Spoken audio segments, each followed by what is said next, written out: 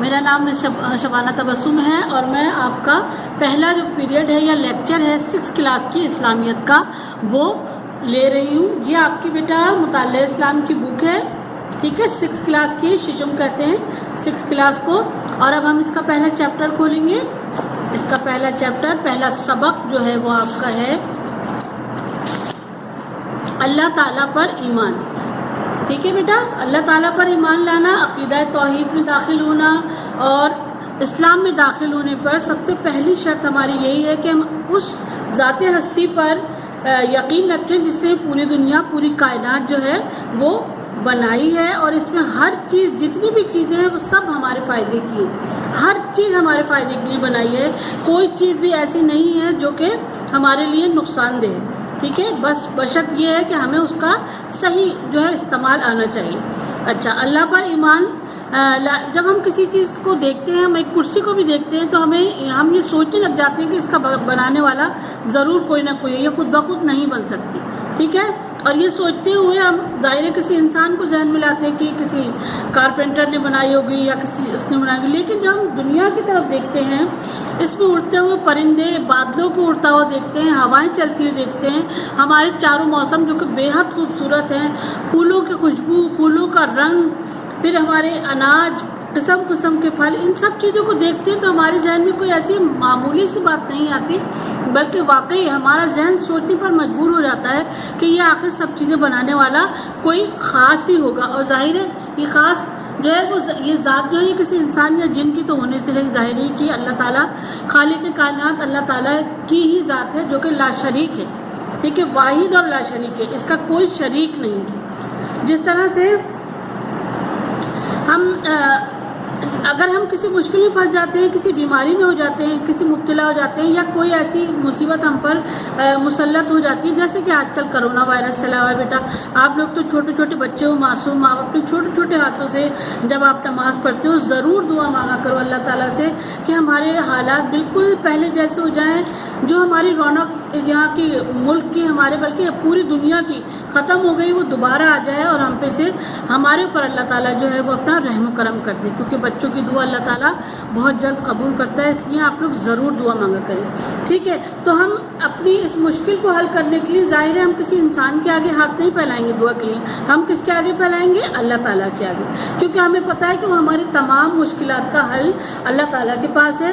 مشکلیں دینے والا بھی اللہ تعالیٰ ہے, جو کہ ہماری آزمائش ہوتی ہے, وہ ہمیں مشکلیں دے کر آزماتا ہے کہ ہم کس حد تک اس مشکل کو حل کرنے میں پورے ہوئے ہیں یا نہیں. یا اور پھر دوسری بات ایک چیز اور بھی ہے, اللہ تعالیٰ کے ساتھ کسی کو ہم نے شریک بھی نہیں کرنا. ہم کسی بھی مشکل میں ہوں, کچھ بھی ہو, ہمیں اللہ تعالیٰ ہی سے مانگنا ہے. ہر چیز کا حل اللہ تعالیٰ کے پاس ہے, ہر چیز, بیماری کا حل بھی بیماری کا علاج بھی اللہ تعالیٰ کے پاس ہے.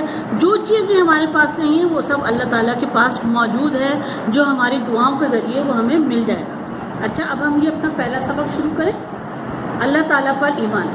اتوار کا دن تھا, طارق اپنے دوستوں کے ساتھ دیر تک فٹ بال کھیلتا رہا. جب وہ گھر واپس آیا تو اسے سخت پیاس لگی ہوئی تھی. امی جان نے اسے ٹھنڈے پانی کا گلاس لا کر دیا. اس نے کرسی پر بیٹھ کر بسم اللہ کہا اور سنت کے مطابق 3 سانسوں میں پانی پیا. 3 سانسوں میں پانی پینا سنت طریقہ ہے. بیٹھ کر سیدھے ہاتھ سے اور دیکھ کر پانی پینا چاہیے. تمام بچوں کو یہ بات یاد کر لینی چاہیے. جو بچے کھڑے ہو کر پانی پیتے ہیں ان کے لیے حضور اکرم صلی اللہ علیہ وسلم کا فرمان ہے کہ جتنے گلاس انہوں نے کھڑے ہو کر پانی پیا ہے, حلق میں ان کے ایسی کوئی چیز ڈالی جائے گی اور اس کے ذریعے وہ تمام پانی باہر نکالا جائے گا, یعنی کہ سخت تکلیف دہ عمل ہوگا یہ. تو اس تکلیف سے بچنے کے لیے ہمیں سنت طریقہ اختیار کرنا پڑے گا, اور ہم 3 سانسوں میں اور دیکھ کر پانی پئیں گے, بیٹھ کر. اس نے الحمدللہ کہا, اپنی امی کا شکریہ ادا کیا, پھر کہنے لگا پانی بھی اللہ تعالیٰ کی کتنی بڑی نعمت ہے. قریب بیٹھے طارق کے ابا جان بولے, ہاں بیٹا, پانی اللہ تعالیٰ کی ایک بہت بڑی نعمت اور نشانی ہے. قرآن مجید میں پانی کا ذکر کرتے ہوئے اللہ تعالیٰ نے اس پر غور و فکر کرنے کا حکم دیا ہے. ارشاد باری تعالیٰ ہے. ترجمہ, کیا تم نے کبھی اس پانی پر غور کیا جو تم پیتے ہو؟ کیا اسے بادلوں سے تم نے برسایا ہے یا اس کے برسانے والے ہم ہیں؟ اس آیت میں اللہ تعالیٰ نے ہمیں اس بات پر غور کرنے کی ترغیب دی ہے کہ جو پانی ہم پیتے ہیں وہ ہم تک کیسے پہنچایا جاتا ہے اور اسے پیدا کرنے والا کون ہے.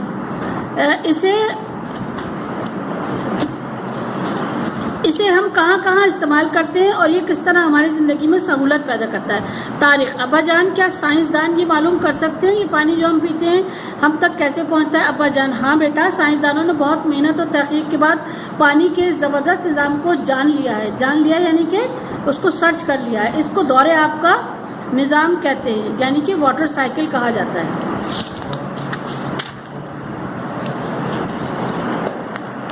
تاریخ، ابا جان یہ دور آب کا نظام کیا ہوتا ہے؟ ابا جان، اللہ تعالیٰ نے زمین کے بہت بڑے حصے پر سمندروں اور دریاؤں، نہروں اور ندی نالوں کی صورت میں پانی کے بہت سے ذخائر بنائے ہیں۔ سورج کی حرارت سے پانی بخارات بن کر بلندی کی طرف چلا جاتا ہے اور بادلوں کی صورت اختیار کر لیتا ہے۔ یہ بادل ہوا میں ادھر ادھر تیرتے رہتے ہیں۔ زمین کی بلندی پر فضا میں بہت ٹھنڈک ہوتی ہے۔ جب بادل کسی زیادہ ٹھنڈی جگہ پر پہنچتے ہیں تو ان میں موجود پانی کے ننھے قطرے ٹھنڈے ہو کر ایک دوسرے میں مل جاتے ہیں۔ اس طرح یہ بڑے قطروں کی صورت اختیار کرنا شروع کر دیتے ہیں۔ پھر جب یہ قطرے ہوا میں زیادہ وزنی ہو جاتے ہیں تو بارش کی صورت میں زمین پر برسنے لگتے ہیں۔ واہ، اللہ تعالیٰ کی قدرت دیکھی آپ نے کس طرح ہم کتنے لطف اندوز ہوتے ہیں نا بارش سے، اور بارش دیکھیں کس طرح آتی ہے۔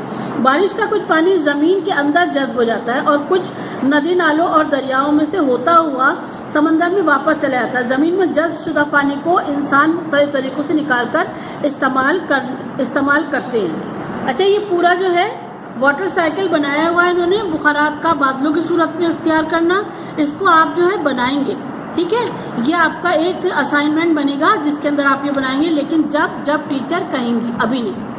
بادلوں کا ہوا میں سفر کرنا، بادل کا برسنا، سورج کی گرمی سے پانی کا بخارات بننا، زیر زمین پانی کا واپس جانا، بارش کے پانی کا زمین میں جذب ہونا اور زیر زمین واپس جانا، پانی کا ذخیرہ سمندر یا دریاؤں پر۔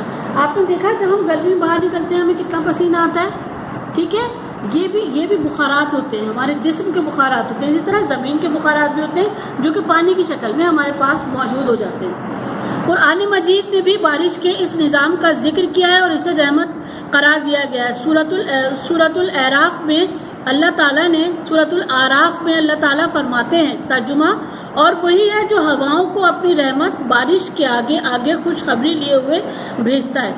یہ بات تو بالکل صحیح ہے، جب بارش آنے والی ہوتی ہے تو بہت خوبصورت ہوائیں بھی چلتی ہیں، موسم بھی بہت خوبصورت ہو جاتا ہے، لیکن جب تیز بارش آنے والی ہوتی ہے تو ہم یہ دیکھتے ہیں کہ حبس کا عالم ہو جاتا ہے، ہوا بالکل بند ہو جاتی ہے اور پھر اس کے بعد بہت تیزی سے بارش ہوتی ہے۔ پھر جب وہ ہوائیں بھاری بادلوں کو اٹھا لیتی ہیں تو ان بادلوں کو مردہ خشک زمین کی طرف بھیج دیا جاتا ہے اور وہاں بارش برسا کر طرح طرح کے پھل نکال لیتا ہے۔ تاریخ، ابا جان اس آیت میں تو اللہ تعالیٰ نے ہمیں بارش کا سارا نظام واضح طور پر بتا دیا ہے۔ ابا جان جی ہاں بیٹا، اللہ تعالیٰ کائنات کا خالق ہے، وہ کائنات اور اس میں پائی جانے والی تمام مخلوقات کے بارے میں پورا علم رکھتا ہے۔ کائنات کی کوئی چیز اس کی نگاہوں سے مخفی کہتے ہیں چھپی ہوئی، ٹھیک ہے، نہیں ہے۔ بارش اس کے حکم سے برستی ہے اور اسی کے حکم سے ہوائیں بھاری بادلوں کو اٹھا کر فضا میں ادھر سے ادھر لے جاتی ہیں۔ وہ کائنات مدبر یعنی کہ بھاری کر دیتی ہے، منتظم اور مالک ہے، اور یہ سارے کام کسی کی مدد کے بغیر کرتا ہے۔ سب اس کے محتاج ہیں اور وہ کسی کا محتاج نہیں، وہ اکیلا ہے، اس کا کوئی شریک نہیں۔ اس کی ذات پر ایمان رکھنا دین اسلام کی اولین تعلیم ہے۔ تاریخ، اللہ تعالیٰ پر ایمان لانے سے کیا مراد ہے؟ ابا جان،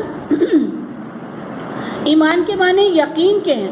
اللہ تعالیٰ پر ایمان رکھنے کا مطلب یہ ہے کہ اللہ تعالیٰ کی ذات کو سچے دل سے ماننا اور اس پر پختہ یقین رکھا جائے۔ مسلمان کلمہ شہادت کے پہلے حصے میں اس بات کی گواہی دیتے ہیں کہ اللہ کے سوا کوئی عبادت کے لائق نہیں، وہ ایک ہے، اس کا کوئی شریک نہیں۔ یہ دین اسلام کا سب سے پہلا اور بنیادی عقیدہ ہے۔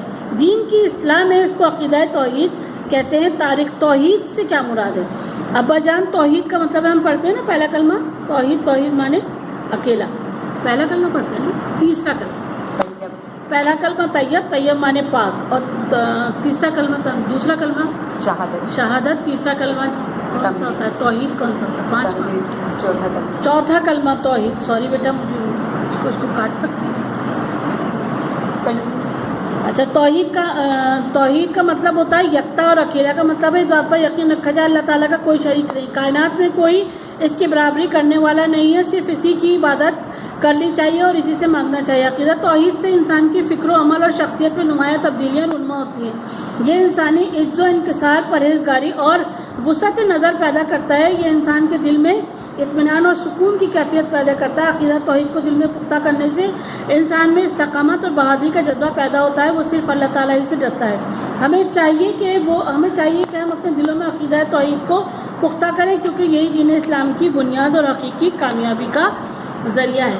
اس کو بیٹا آپ لوگ ایک بار گھر میں ریڈ کریں گے بہت اچھی طریقے سے، اور جو بھی آپ کے الفاظ کے معنی آپ کو سمجھ میں نہیں آ رہا ہے اس کو آپ انڈر لائن کریں گے، اور جو میں کام دے رہی ہوں اس کو کرنے کے بعد آپ اپنی کاپی پر وہ الفاظ لکھیں گے، اور پھر میں آپ کو